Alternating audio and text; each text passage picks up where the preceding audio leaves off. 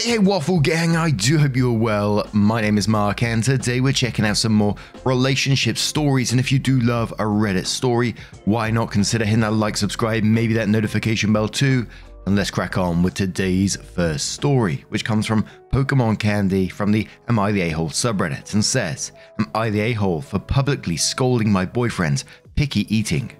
Context: my female 27 boyfriend Chris, male 29, is the absolute pickiest eater I have ever met. No, he doesn't have food allergies. No, he has no intolerances. He's just picky. I don't blame him for that. His mum didn't know how to cook a whole lot, so Chris's palate adjusted to it. Since we've been together though, we have worked on cooking dinners with one another to try and find things with ingredients he'll enjoy, that may be outside his comfort zone. Anyway, last night, my parents said they would love to go to dinner with Chris and I. My parents live in another part of the state, and I don't see them that often. So I ran it by Chris and we made plans. The restaurant was a new seafood place that opened close to where we live. Since I knew how picky Chris can be, I asked him to look over the menu before we went so that we could make sure there would be something that he'd eat. He told me he looked it over and he would have the salmon. Fast forward to this evening, when we all sat down to eat, he made a disgusted face looking at the menu. I asked what was wrong and he told me there's nothing he'd eat. My parents looked a bit hurt, so I pulled Chris aside and said that I couldn't believe he'd do this, that if he wouldn't like the food, he had all of yesterday and most of today to pick a different restaurant. I then commented that I was just annoyed by his picky eating because now it's hurting my parents, and left the restaurant with him, after apologizing to my parents. He told me that he was in shock that I didn't defend him and that I should have known he would have been unhappy, and was being a total a-hole for publicly humiliating what he can't control. Am I the a-hole? And a quick edit about the salmon. I'd asked him about that, and I guess the problem is he read the menu again and saw how it was prepared, like he didn't care for the seasoning that was going to be on the salmon. Now, I think the issue to me in this situation is that, it's okay if you're a picky eater or whatever, but you had the opportunity to say, no, I don't want this restaurant, let's go somewhere else where it guarantees you'll be able to eat something on that menu. I think if you are that picky and it is just, being picky and there's not something else going on here, you need to be sure in your mind that you're 100% going to eat that food once you're committing to it. There's got to be some type of food that he really likes, so why didn't he just choose that restaurant to begin with to guarantee he would eat something? The way the story reads to me is that OP tried to accommodate her boyfriend as much as she could. Boyfriend confirmed that restaurant, said he'd eat the salmon, and then went back on that. It did leave me slightly confused why they left the restaurant. I mean, I don't know, that might be unfair to say because it would be an awkward situation if you just sit there and someone wasn't eating nothing. Maybe they could eat a bread basket, I don't know. But I also think it'd be a really awkward situation to get up on your parents and say, oh no, we can't stay here, we're off, and then see ya. I don't know, that's a weird one, isn't it? But Holiday Cat says, not the a-hole. You did everything to accommodate him, but he changed his mind. But why did you leave the restaurant? I'd have finished the meal and made him wait. Surely there were some side dishes or appetizers he could have snacked on. Opie says, honestly, I didn't even think about it at the time. I was really embarrassed by his behavior and thought it would be best for us to leave. Garamond says, not the a-hole. It's not about him being a picky eater. It's about him using his eating habits to be the center of attention, making other people feel inferior for hurting him by not meeting his needs. Natural Garbage says, not the a-hole. Chris is a big boy. He can use his big boy words. You told him to check the menu. He said he found something to eat. You have to assume that the adult is responsible for their own choices and will speak up if something is wrong. You should not have to mind read that the salmon will be fine means I'm going to make a scene at a seafood restaurant and blame you for not saving me from the evil fishes. He's the one with a dietary restriction. He has to speak up for himself because no one is going to do it for him. Why is he making you responsible for food availability when he won't do the absolute minimum for himself? Riversong says, not the a-hole for what you are asking. Pretty a-hole-ish to leave your parents behind and leave with him though. Why would you punish your parents for his behavior? ETA, I'm a picky eater. As an adult, that's not something you make someone else's problem. As an adult, you surely don't let your girlfriend miss out on an evening with her parents, whom she rarely sees. OP says, oh, that's a really good point. I did apologize to them at the restaurant, but I think I'll call them again and maybe reschedule another dinner without Chris. Say Cheese says, not the a-hole. I'm a picky eater also. There is always something I can eat on the menu, even if it means just eating chips at a seafood restaurant. In fact, when I plan outings with a particular group of friends, we often go to a local seafood restaurant as they all love seafood, and I don't believe that they should miss out because I don't like seafood. I get chips and other sides and enjoy the company of my friends. I do always check the menu thoroughly beforehand, so I know my game plan for it if it's a restaurant with limited options. It's not hard. And one more from General Relative says, not the a-hole. It sounds like to me your boyfriend is using being a picky eater as a method of control. He has told you he chose a dish before you went to the restaurant. Besides, most restaurants have salads or other appetizers that are friendly to almost any palate. It's hard to believe he couldn't find something to eat, no matter how small, to allow you to enjoy dinner with your parents. He could have eaten later. So then OP edits the post and says, oh geez, this started blowing up far more than I expected. I'm sorry I'm not able to respond to all of your comments, but I've read them and really appreciate all your support and kind words. I'm going to spend some quality time with my parents to see a movie the three of us will enjoy, and Chris will not be attending. Update. A lot of these comments have really opened my eyes. I'm not sure that this is someone I'd be okay to spend my life with. Unfortunately, at this moment in time, Chris and I are living together and split the bills 50-50 with both our names on the lease. Most likely when the lease is up, I'll be living by myself though and reevaluating my relationship. My parents and I also had a wonderful time with the movie last night. Did some catching up, and guess what? We're going out for seafood tonight because we all want to. But now I'm going to turn this one to you guys. What do you guys make of this situation? What would you do if you was OP? Let me know your thoughts down in the comments below, and let's move on to another story. And this next story comes from Throwaway Climate, who says, am I the a-hole for refusing the opportunity to walk my sister down the aisle? And it does come with an update as well. My father passed away when I, male 26, was 22, and my sister, female 29, was 25. With this in mind, my sister, after getting engaged, asked me if I would do the honor of walking her down the aisle. At first, I was elated, and so I enthusiastically agreed. Then things quickly changed after my sister realized that my wife was pregnant. In the preceding months, my sister made my wife's life hell, who initially had been one of her bridesmaids, but was relatively recently informed that she will not be one. Originally it was fine, but as my wife's pregnancy became visible, my sister would at times taunt her and make rude comments towards her. During a bachelorette party, just a few days ago, she even yelled at her because she was ruining her fun by being too distracting and not drinking. I kid you not. The ensuing onslaught resulted in my wife being removed as one of her bridesmaids.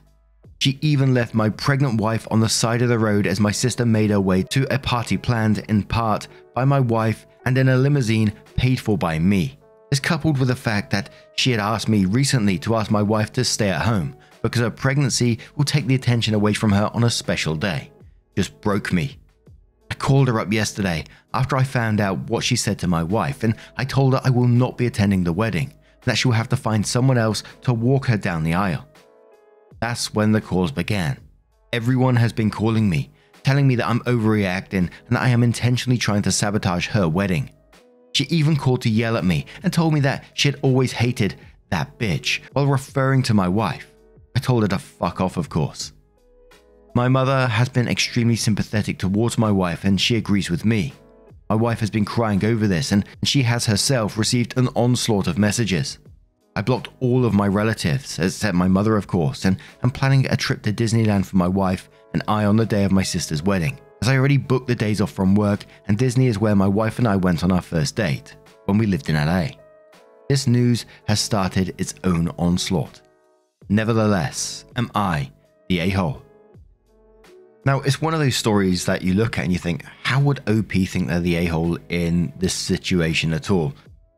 But of course, I know that's very, very easy to say, emotions, and your brain will play absolute games with you when it's family. We've seen it time and time again in these subreddits where people question themselves for something, they shouldn't be because they're not in the wrong at all. But because it's family, your mind starts playing games with you, basically. But of course, you're not the a-hole in this situation. Your sister is absolutely awful. Just because she's got pregnant, she's turned on her, criticizing her for being too distracting and not drinking. What the hell? Leaving her on the side of the road for a limousine that you've paid for. And when you said the calls began and everyone began calling you and saying that you're overreacting and you're intentionally trying to sabotage her wedding, it always makes me wonder in these situations, what have they been told? Because anyone from the outside looking at the situation can say, you know, your sister is totally in the wrong. She's awful here. What have they been told by her? Because it doesn't sound like they've been told the truth, does it? Irascible says, not the a-hole, your sister made it impossible for you to participate in the wedding. No Throw says, not the a-hole, frankly after what you described, I wouldn't even be on talking terms with her until she apologizes big time to your spouse, and anyone who takes her side after hearing the full story can fuck off as well. You stood up for your wife when it was maybe easier to go along to get along. Good job. Pun says, your sister sabotaged her own wedding. I'm surprised that the other bridesmaids didn't pull out and that the groom still intends to marry her.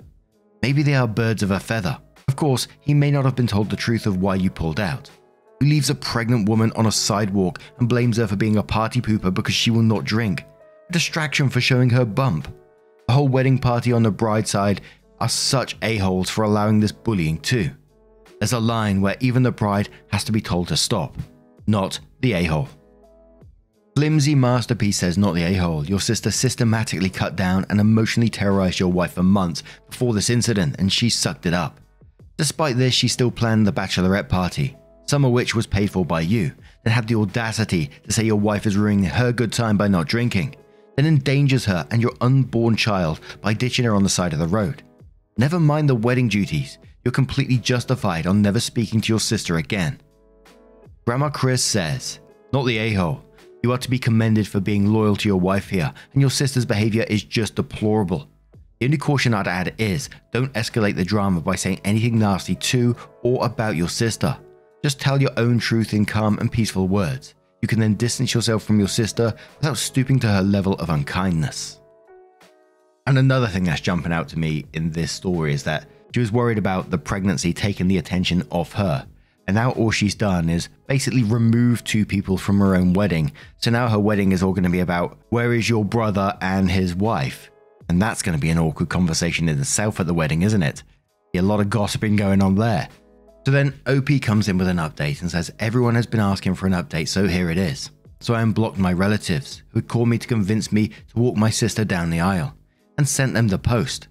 Most apologized and didn't know how poorly my sister had treated my wife. A few even cancelled going to the wedding and were appalled at the fact that my sister decided to kick my pregnant wife out of the car and leave her on the side of the road. The groom didn't care much and said that this is personally a family matter which he shouldn't involve himself in. My mother is attending, but she just adopted the attitude of, once I get this done, she'll be out of my hair once and for all. Now, as for my sister, she was none too pleased when I sent her the post. She apparently texted me a bunch. I had her blocked so I didn't receive anything. Then this very morning, she shows up to my firm in New York. She doesn't live too far, but I didn't think she'd show up to my workplace. I sat her down and gave her a chance to explain herself. She refused to apologize. She tried to make herself seem like she was making the right decision by saying she was just looking out for my wife and baby's health, to which I reminded her how she tried to bully my pregnant wife into doing shots. My wife didn't cave, of course. Then she tried to guilt me, saying our father would have disapproved of me trying to ruin her wedding if he was alive. She said blood is more important, which is ironic considering this is about her wedding. Then she got aggressive, telling me I am ruining her wedding and proceeded to say horrific things about my wife. Angered, I told her to get out of my office and I told her never to come to my office or house again or I'd get a restraining order. She left, cursing me and my wife out. Also, we're still going to Disneyland. Absolutely still go to Disneyland. I like that at the end there. I think it was the husband's attitude in this that shocked me more than anything in this update. It's like, nah, this is a family matter. I'm not getting involved in this. This is the person you're marrying, my friend. This is a woman who's trying to convince a pregnant woman to do shots. A woman that's willing to leave a pregnant woman on the side of the road. If I was in his position, it would certainly be giving me pause for thought and thinking, hold up a second. Something ain't right. But what do you guys make of this one? Let me know your thoughts down in the comments below and let's have another story. And our next story comes from Fluff Llama Pajama, who says, would I be the a-hole for not having my cancer-stricken ex-husband stay with me through his treatment? For most of our marriage, my husband, 39 male, and I, 37 female, had a very happy relationship. We had good jobs, decent money, 2 kids, and loved each other. Then he got diagnosed with a rare form of cancer, and we went through years of painful treatments and recovery together. We moved to a small house to be close to the research center where he underwent treatment. His parents paid half of the down payment on the house. The other half was from savings and investments. In the divorce, he gave me the house and took all of his medical debt. We have been divorced a year, but now his cancer has come back and he needs treatment again at the same research hospital. He wants to stay in what is now my house while undergoing treatment. And his parents expect me to house him and look after him because he was generous in letting me have the house without taking his rightful share from the equity. When we were married and he was undergoing treatment, there was new stuff that was expensive and also very physically draining on him. We were lucky that both our jobs were supportive and flexible, but with his health issues, little kids and expenses, we had to downgrade our lifestyle a lot.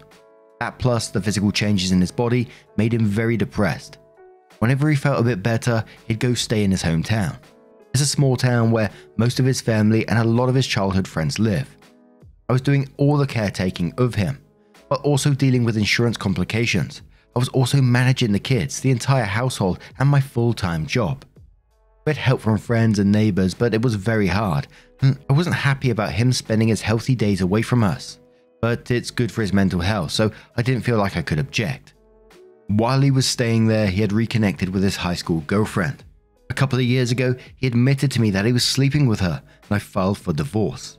He had fully recovered from his cancer by then. There are other aspects around the cheating that left me very heartbroken and feeling betrayed. His giving me the house and taking all the debt was an apology of a sort. His parents feel that I owed him for getting the house and should let him stay there for the 2 to 3 months his treatment is at the facility. I do want him to be well, and I don't want my kids to lose a loving father, but I can't deal with having him around me, especially not if I ended up being his nurse and caretaker again. I'm still very bitter about how our marriage ended. A lot of people close to me are telling me that I should support him for the sake of my kids. Would I be the a-hole if I say I can't do that? And we're going to start in the comments with No Dragonfly 4661, who says not the a-hole, let his girlfriend take care of him. OP says they announced their engagement the day the divorce was finalized. That still hurts so much. Just Browsing says not the a-hole. Even without the cheating and whatnot, caretaking is a full-time job and it's very taxing emotionally, mentally, and physically. You're not his wife anymore. You have no obligation to do this. OP says the last time I did it out of love. I can't just not do it now. It was very difficult. The big upside to me in getting divorced was not having to deal with that anymore. As difficult as it is to take care of a sick person, dealing with the insurance bureaucracy and keeping track of all the medical contacts and treatment details is a pretty big logistical nightmare. And that was cast in my mind back as well. I know cheating is a big part of this and you're not the a-hole in that for itself, but the caretaking, the possibility of you having to look after this person, it's just huge. That's a huge, massive ask. And OP mentioning, keeping track of all the medical contacts and treatment details, again, in itself is a massive logistical nightmare.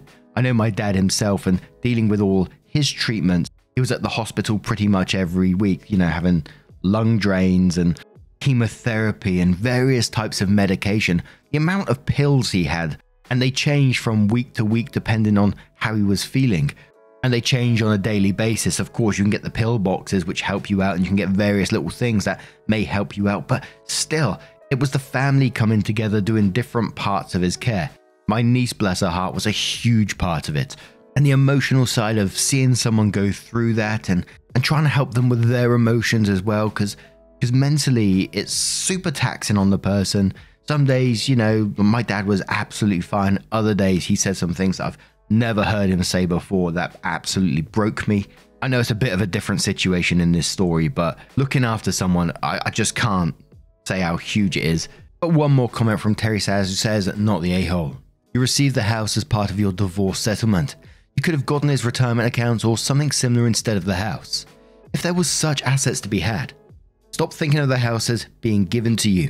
It was awarded to you as part of the divorce settlement, not given to you as prepayment for future caregiving. But you getting assets from the divorce don't entitle your cheating ex to free housing, utilities, food, and caregiving.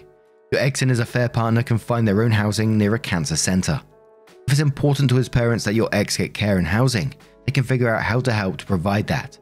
He's your ex, which means that he's no longer your responsibility. While I empathize with ex's plight, I won't be housing nor providing care for him. Due to the circumstances of our divorce, it wouldn't be appropriate for me to provide those services. This time, ex needs the support of his family and close friends more than ever, and I am no longer either of those. I hope that ex recovers from his illness quickly, and I'll be praying for him. Wow, but now I'm going to turn this one to you guys. What do you guys make of this situation? Let me know your thoughts down in the comments below. And just a huge thank you from the bottom of my heart for getting involved in today's stories. Your love, your support, your time always means the absolute world to me. So thank you so much for being involved. It's absolutely incredible. And hopefully I will see you in the next one. Take care and much love.